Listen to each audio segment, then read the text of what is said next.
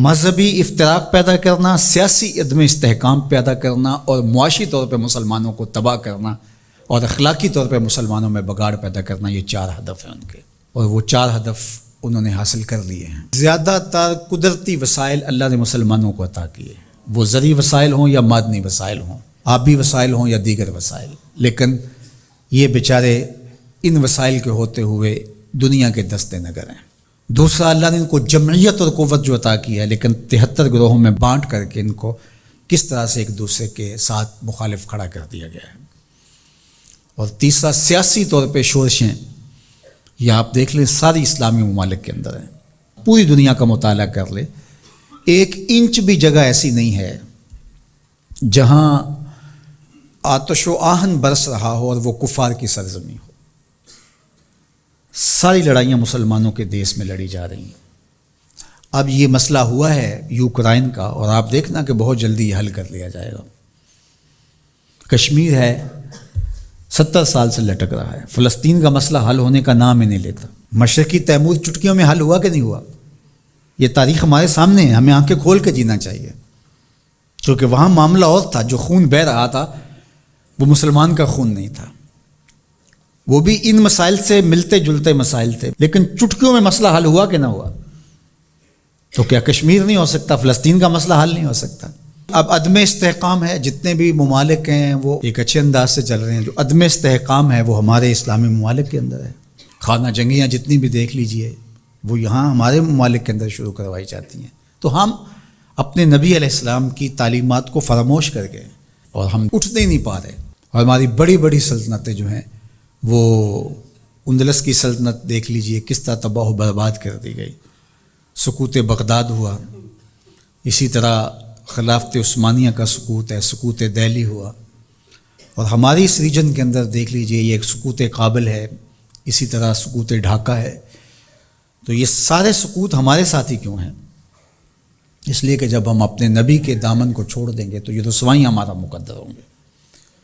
ہمیں ہمارے نصابوں میں یہ پڑھایا ہی نہیں گیا کہ جس طرح نماز تمہارے اوپر فرض ہے، باقی امور تمہارے اوپر فرض ہیں، امت سازی کا عمل بھی تمہارے اوپر فرض ہے۔ جس طرح حضور علیہ الصلاۃ والسلام کا نام عقیدت سے لیا جانا اور آقا کریم علیہ الصلاۃ والسلام کی محبت تمہارے اوپر فرض ہے اور محبت کے تقاضے تمہارے اوپر لازم ہیں، تمہارے اوپر یہ بھی اسی طرح لازم ہے۔ تو اس وقت ہمارے ساتھ جو کچھ ہو رہا ہے اور جس سمت ہم سفر کر رہے ہیں اور جس طرف ہم جا رہے ہیں، تو اس وقت سب سے زیادہ ذمہ داری علماء کی ہے اس بات میں، باقی حکمرانوں کی ہے کہ وہ معاشی بحرانوں میں حکمران قوموں کو مبتلا نہ دے، چونکہ قوم جب معاشی بحران میں مبتلا ہو جاتی ہے تو پھر اس کے نظریے پیچھے چلے جاتے ہیں۔ دور موجود میں کہتے ہیں اس دور کا ایٹم بم معاش ہے، جو قوم معیشت کی تباہی کے دانے پہ آ جاتی ہے اس سے پھر جو مرضی آپ منوا لیں، اور آپ جانتے ہیں مسلم حکومتیں کیا کچھ نہیں مان لیتی ہیں، اور یہ حکمرانوں کی ذمہ داری تھی کہ وہ، لیکن ان کے پیٹ ہی نہیں بھرتے، ملک کو اس بے دردی سے لوٹا نہیں، نوچا ہے انہوں نے، لیکن ابھی تک ان کے پیٹ ہی نہیں بھرے اور نہ مستقبل میں کوئی بھرتے ہوئے دکھائی دیتے ہیں۔ تو یہ ایک دردناک صورتحال ہے۔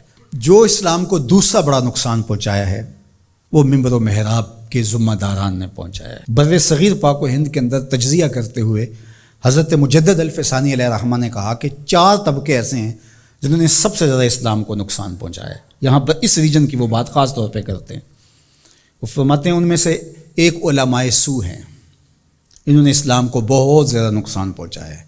دوسرا صوفیاء خام ہیں، جو دین کے فہم سے ناآشنا صوفی ہیں، انہوں نے اسلام کو بہت نقصان پہنچایا ہے، چونکہ لوگوں کی وابستگی ہے ان کے ساتھ اور ان کے پاس کوئی منصوبہ ہی نہیں ہے۔ عرس پہ آ جاؤ، نذرانے دے دو اور اللہ اللہ کرو اور چلے جاؤ، ان کے پاس کوئی نظام شریعت تو ان کے پاس ہے ہی نہیں ہے، تو آنے والوں کو کیا دیں گے؟ یہ کچھ بھی نہیں دیں گے۔ تیسرا بڑا نقصان جو ہے وہ اسلام کو جو پہنچایا وہ سلاطین نے پہنچایا، بادشاہوں نے پہنچایا، اور چوتھا جو ہے وہ انہوں نے کہا کہ اسلام کو جو نقصان پہنچایا وہ 2 نمبر دانشوروں نے پہنچایا، اور 5 نام بھی آپ ذکر کرتے ہیں، وہ فرماتے ہیں جو گستاخان صحابہ ہیں، چونکہ جب صحابہ کی نفی ہوتی ہے تو پورے دین کی نفی ہو جاتی ہے۔ حضور کے تیار کردہ یہی لوگ تھے نا، حضور نے جن پہ محنت کی اور جن کو حضور نے اپنے سینے کا نور منتقل کیا، اور اگر ان کی نفی کر دی جائے تو پھر اس کا مطلب یہ ہے کہ دین کی عمارت گر گئی. پورے نظام کا انکار کرنے کے لیے ان کا انکار. جو امت کے اندر تفریق ہوئی، تشتت ہوا اور بے جا تشدد ہوا، اور امت کے اندر جو فکری ناہمواری پیدا ہوئی، باہمی منافرتیں انتہا کو چھونے لگی، سوچ سمجھ فہم ادراک کی قوتیں سلب کر لی گئیں، یہ سب کچھ منبر و محراب کی وجہ سے ہوا. اور اس میں علماء حق یا علماء ربانی یا علماء راسخین جس کو قرآن نے کہا ہے وہ نہیں شامل، لیکن علماء سو جو ہیں سب سے زیادہ مسلمانوں کو اگر نقصان پہنچایا ہے علماء سو نے پہنچایا. اللہ ہمیں امت واحدہ کے نور سے مالا مال فرما، ایسی امت واحدہ جو تیرے محبوب کی سچی غلامی کا حق ادا کرنا جانتی ہو، ایسی امت واحدہ جو صحابہ کے در کی دہلیز کی نوکر ہو، جن کے رگ و ریشہ میں اہل بیت کا پیار محو نفوذ ہو، جو اولیاء امت کے طریق پہ گامزن ہو. اللہ ہمیں سچائیوں کی راہ پہ رکھے. وآخر دعوانا